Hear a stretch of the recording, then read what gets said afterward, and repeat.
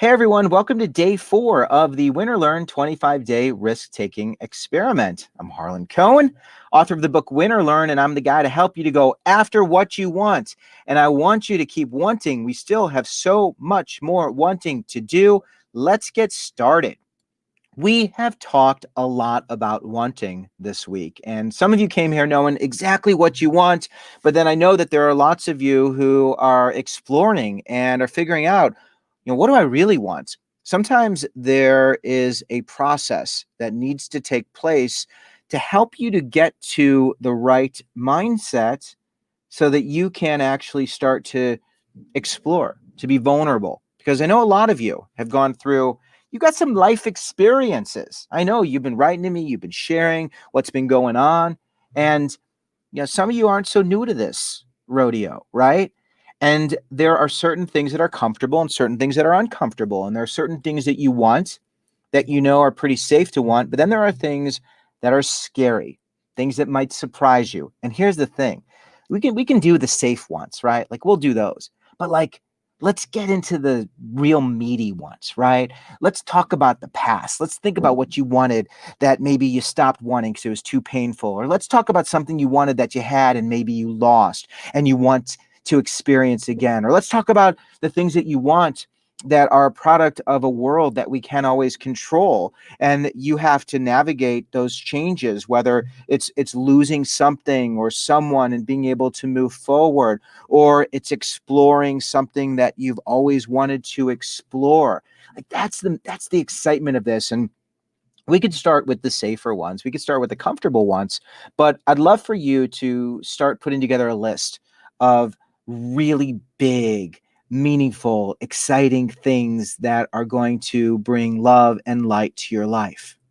So when I help new risk takers explore wanting, I like to break it down into categories. And I find that these categories help regardless of what age you are. It's really cool. It's been fascinating actually to see that the 5 big areas of change that I help a lot of high school students work through when they're preparing to go to college or that next place in their life are the same areas of change that we deal with as adults. So let me break those down for you.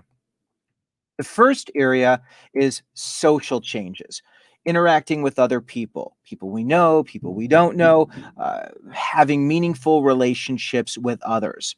Then there's the emotional transition, the emotional risks that you're going to take, dealing with all of those thoughts and feelings that are happening between your ears, a lifetime of those. Then there's the physical risks, the physical transitions, dealing with your physical being, but also your environment, what space you're in, where you're doing the things that you love to do.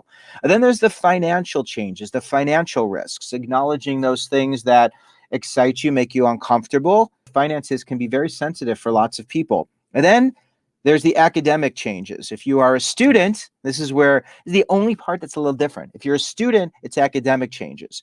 Before I tell you what it is, if you have graduated, let me give you the acronym. The acronym is SEPFA. Let me say it again. SEPFA. SEPFA, these are the 5 big areas that we deal with, the 5 big areas of change. And within each of these areas, we define things we want, and then we take risks to get these things. And we either get them or we get other results. So academic is if you're a student, but then it becomes professional once you graduate and enter your field of interest. And this acronym is SEPFA. SEPFA. When you define the risks you want to take, there are going to be those that you can engage in willfully. This was so cool. This is Hood River. I was on my way to an event in Oregon, and I ended up spending a bunch of nights in Hood River. But this is the Columbia Basin, and these people, and you could see some of these people are really young, some of these people are not so young, and it's parasailing. So it's like surfing and sailing. Am I saying that right? I think I am. So anyway, it was so cool to see these people, but they go there and they willfully want to engage in these risks. It's exciting to them. Now there's another category of risks that we're forced to take. This is that famous little COVID. You know COVID, right? So this COVID thing has forced us to have to adjust and to deal with life in a way that we weren't used to dealing with life. Me personally, as a speaker, I had to change my business. I had to do a big shift. I had to figure out, how could I deliver this message? I still wanted to reach an audience. I still wanted to deliver a message. I still wanted to generate income, but I need to figure out a way to do that. Also, when it comes to dealing with the health issues, I want to be healthy. So I have to make these changes. Risks we're forced to take on. People who have dealt with natural disasters, people who have dealt with loss. So there are the risks, the things that we willfully engage in, those things we want. And then there are those things that are forced upon us. And those 5 categories that I just mentioned, those 5 categories are the 5 areas where we're constantly navigating change and having to identify what we want, and we have to go after those things that we want. And that can be very hard. So let's break these 5 areas down. And what I'd hope for you to do is to get some ideas on maybe some other risks you want to take. So you can jot some of these down. If they're not here, you can send me a note. You can post it in the Facebook group, because I'd love to know, what are some of the risks you want to take? What are some of the things that you want to create change or experience? So when it comes to the social category, making new friends, setting boundaries. So it's not only, creating something new, it's changing it, setting boundaries, reconnecting with old friends, improving your marriage or relationships, improving your love life, improving relationships with children or parents or friends or neighbors or whoever that might be, going on adventures. I have a picture here. I included my own pictures because I want to share my life with you, because, this book, this approach, this framework, this is something that's incredibly personal, and it's something that's transformed my life. And while going through your risks, the risks that you can take, I wanted to share with you some of the things that I've been able to experience. And I'm going to be right there with you. I'm going to do more of these as well.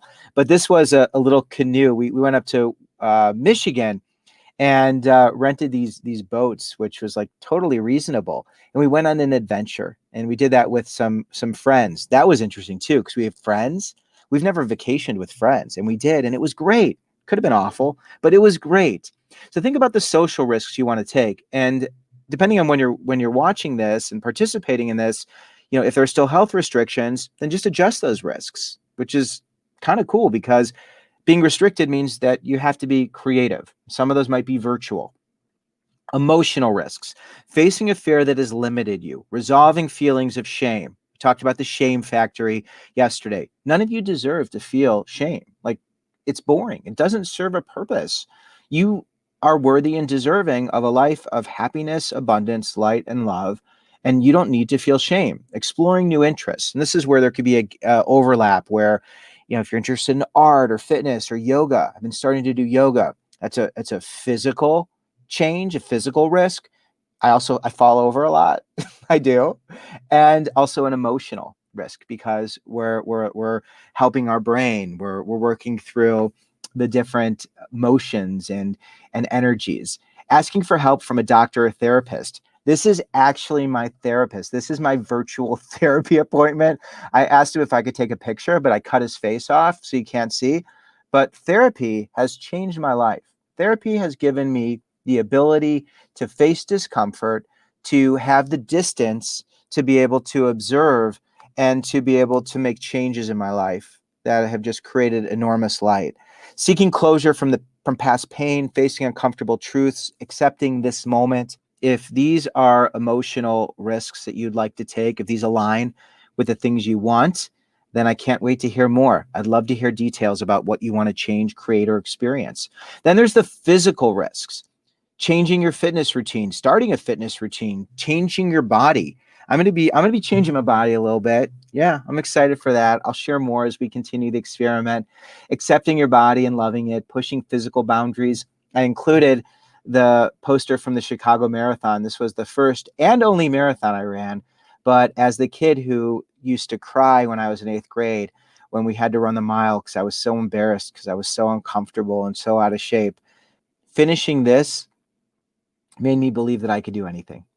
It's changing your living situation, your physical environment, maybe moving to a new place, making home improvements, cleaning your space, giving stuff away, purging, just those things. That's a physical risk. Giving stuff away that is cluttering your living environment. That is a big physical risk. It can be emotional as well. Then we've got the financial risk. I included a picture of my family because when I think of financial risk, I think of how can I take care of those people who are the most important people in the world to me.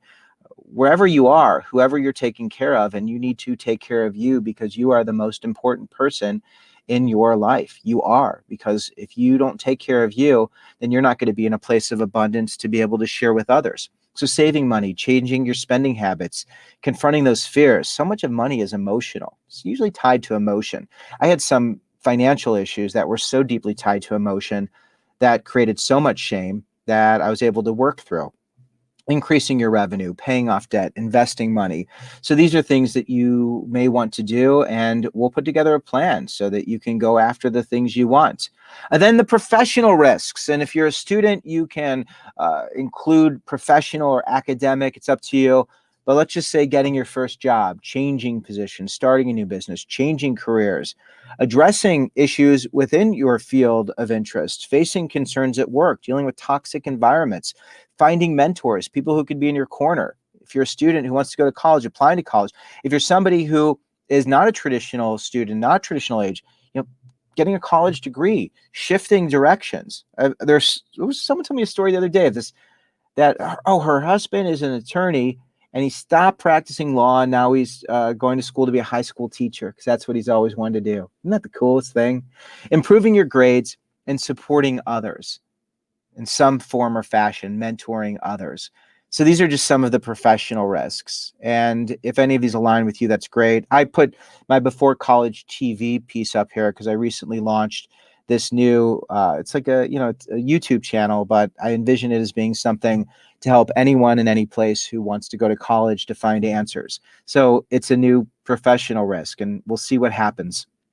So here's the thing. When you go after what you want, it's going to be scary. It's going to be uncomfortable. Next week, we're going to talk all about that. And you're going to need the strength of others to support you along the way. You're going to need a framework. You're going to need stability. I'm going to give that to you and help you so that when you think about what you want, there are going to be no limits. There are no boundaries. There's no league. This idea that something's out of your league. No, you're the commissioner of this league. We're going to be in each other's corner to help provide strength so that we can get to the places that we all want to go. So again, this question, what do you really want? What do you really want? I know you've included some of the things you want, but I want to know, what do you want that might hurt? What do you want that you've tried to get before but didn't get? What do you want that would just make you light up? If you want to move on because something that's happened in your life, a trauma or experience that maybe you haven't been able to acknowledge or resolve, let's get to that. And of course, we might not be able to do all of that in this first cycle because we're going to cycle through this again and again and again. But as you go through this process and start to realize that you are going to be okay, it becomes easier to really go after what you want and to be able to navigate whatever comes next. So please share this with me. You know all the places to share. The Facebook group. I keep talking about this because I just think it's so cool that we can create a community with people who are kind, who are like-minded, who want everybody else to be successful, to be able to get what they want. And that's what this community is. So please participate, please join, please share. Also, you can follow me on social media. I'm always putting content out there, and I'd love to interact with you. And then, of course, this experiment is ongoing. Invite friends, family, colleagues, people in your life to participate in this experiment. All the videos are going to be available for everyone to participate in, to catch up and watch. I'm so excited to be here. I'm so grateful to be in your corner, and I look forward to continuing the conversation. Thanks, everyone.